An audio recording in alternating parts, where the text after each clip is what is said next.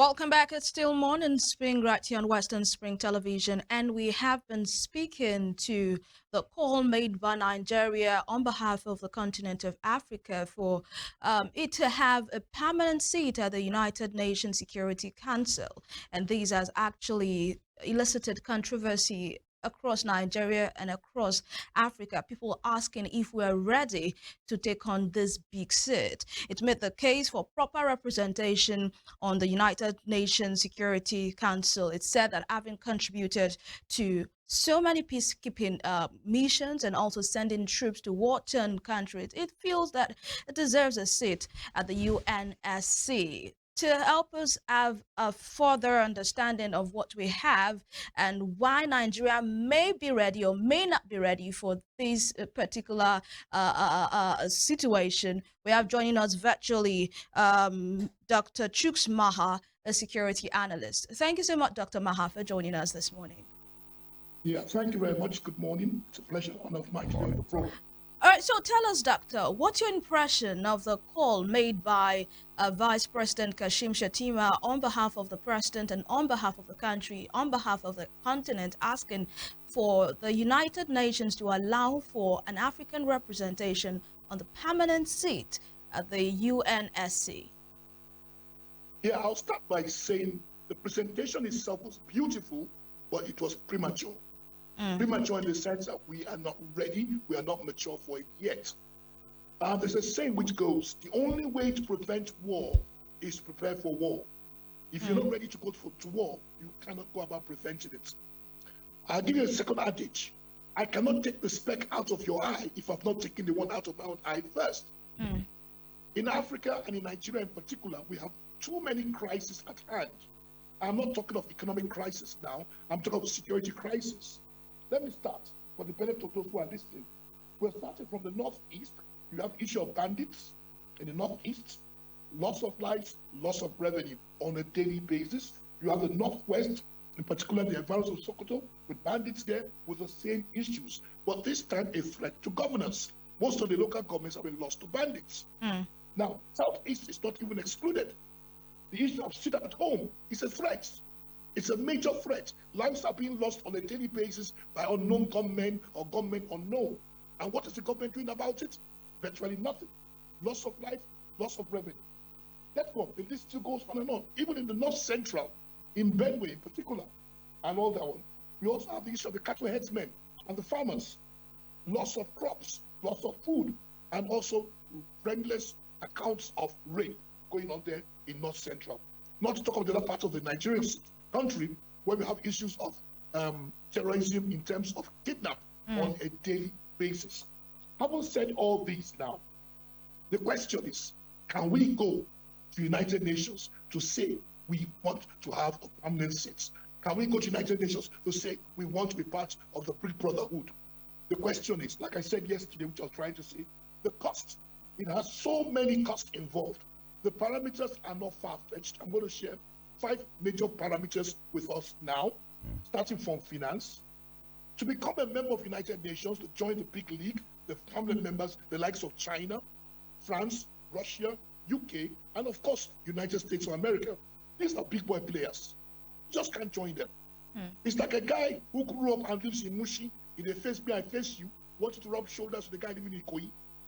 It's not possible. You should know, they say shoes have sizes. You must know your shoe size. Having said this now, our financial situation in the country today, it goes on and on the news. We've not settled ourselves. I tried saying that yesterday. We do not know how much money we have. Our state of indebtedness in terms of external debts are so high.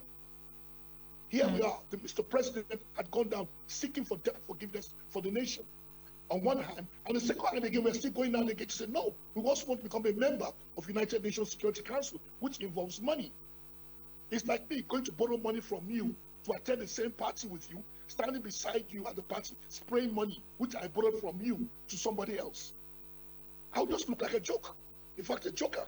That's the truth. So we should know that being a member of United Nations Security Council involves money.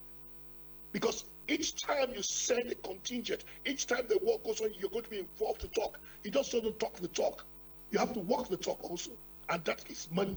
I said yesterday, look at America. Joe Biden, the president there, has already committed close to $300 billion into Ukraine. Nigeria doesn't have the kind of money. The answer is outright no, we don't have. So we cannot think of going to it. Yes, if you're talking of an African representation, fine. A contingent drawn from all African countries, fine. But to how much and to what use? That is one. But I want to let us know that the moment you begin to dabble with such things, you attract negativity to yourself. The moment Nigeria or Africa becomes a member of the permanent seat of United Nations Security Council, it means our continent is at threat. If a global war comes about, the Third World War, I'm not a prophet of doom. Now Africa and Nigeria in particular becomes threats because you want to see in which side of the coin are we going to be aligned with. I don't know if I'm making some sense. Yes, we are with you. And that becomes another security serious problem. Let's go down to the next second parameter, military strength. I said yesterday, I'm proud to be a Nigerian, and I know in Africa we have the best military. Academically, intellectually, in finance, but we have not been fully tested. But I know we have the best. Now, if we're going to put our men to the test, it will be at a huge cost, which I would not want us to. We all have relations with the army, in the Air Force, in the Navy, and the police, and other paramilitary agencies. I will not see or want to see any of my relations just go like that for no just cause, except if it's a direct threat of the country or the sovereignty Nigeria, but not for that kind of thing. So we're going for peacekeeping, unnecessary peacekeeping and things like that, because we want to become members of the Security Council. The next question again is the people's resolve. How patriotic are we as Nigerians? Has there been a time that Nigerian government has ever gone out to go and save its citizens anywhere in the world? You can't pick an American anywhere in the world and treat him here now. The American government will spend its last cent in getting that American down, irrespective of whatever offense he may have committed. In Nigeria, we just say, no problem, we left her like that. We'll just go and console the family. No, patriotism at all fronts. If I know my country will do anything for me, I'm ready to do anything for her. That's the thing. So when we get to that level, we can begin to talk about such things. And that, to me, is the most important thing we'll be talking about. Another left issue, again, parameter, is our political stability. We must have consistencies such that whether this government remains or not, or the continuity of another government coming in, we must be speaking the same voice in terms of our place in the United Nations. I would love it if we are a permanent member, not permanent member, permanent non-member. We are always featuring in a non-member status. So we learn from there. We have what they call exchange programs. Yes, I would love that one, but not being on the permanent seat. Then finally is the issue of maturity, like I said at the beginning. The defense minister spoke well. I listened to it, I read it. I love his postulations there. But the truth is, are we mature now for it?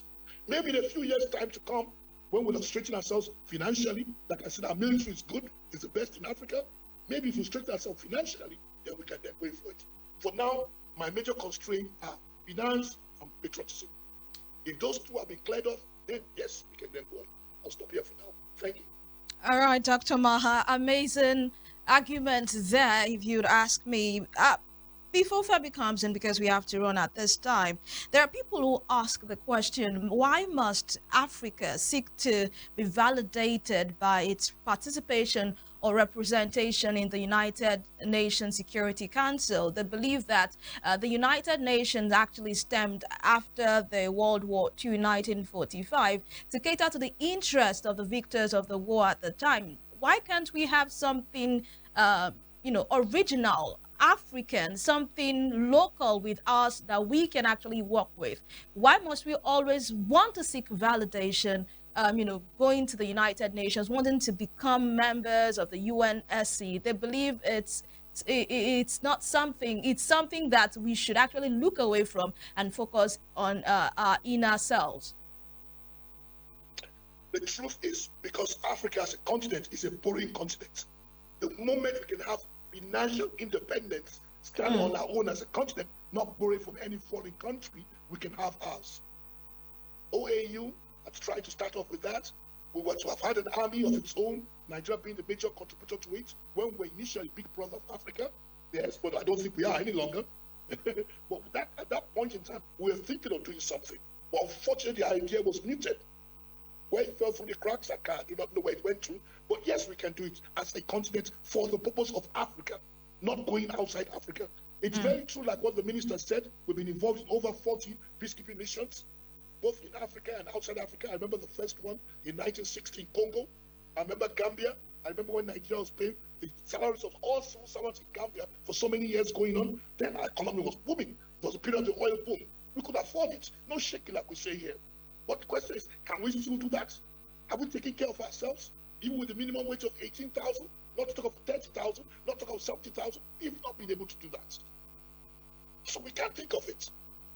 And that's to me the pain of it. In Africa, other countries, apart from South Africa, I don't know which other country will be ready to do such a thing. But other countries are shying away from it, not because they don't want to, not because they cannot do, but because of the financial implications. All right. And that is the cocoa of the matter. All right. Money talks, money speaks. Yeah, Doctor, we should go, but I'll take this as your part in short. You talked about some of the challenges, bedeviling Nigeria, the finance thing, the debt thing.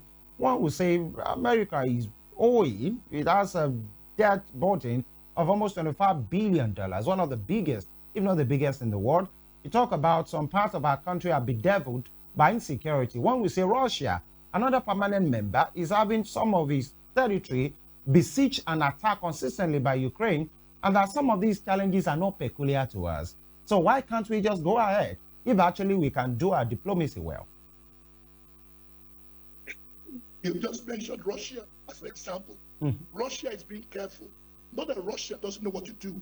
Russia is trying to ensure what is going on between itself and Ukraine does not escalate into a major crisis, aka Third World War. All parties are being careful. Yeah. Russia sees that as an internal issue and not external. Europe sees it as external because of the sovereignty of Ukraine. Yes, it's arguable. But the truth of the matter, we all need to be careful in such issues now. There are too many crises going on.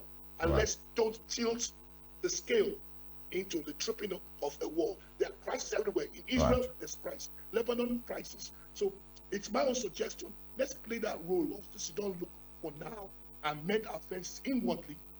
Get ourselves ready inwardly. And if it's a threat, we know what to do to defend our people. For now. We cannot play the big brother role for now. Yeah, a security practitioner and analyst as well. Very highly revered one, Dr. Chuks Maha. Thank you for your take and your time, on this discourse of having a peaceful nation, but having a nation that is big, even in the world as well. We keep talking about this. Thank you, Doctor. Thank you very much. We appreciate, and it's good to speak to the truth. And speaking truth to power. That's what we do on this desk. In fact, on this station, WSTV, on channel 190 on Star Times TTT. Yeah, our ambitions are big, but our analysts have said we have a lot to do ourselves before we can come with such a front to demand for something as big as that. But then we keep pushing. This will be the size of the program. Thank you for staying with us all week. Femi Ojo's my name. You can have a recap of this program on our YouTube channel at Western Spring TV. Trust us, God willing, we'll be back on Monday. And then by that time, we are ready. We will be in the independence mood already. Thank you very much. Evelyn. Yes, and my name is Evelyn Ohiolei. Thank you for being with us. We make a return next week, Monday. But of course, spring trends coming right after this broadcast. Stay with us.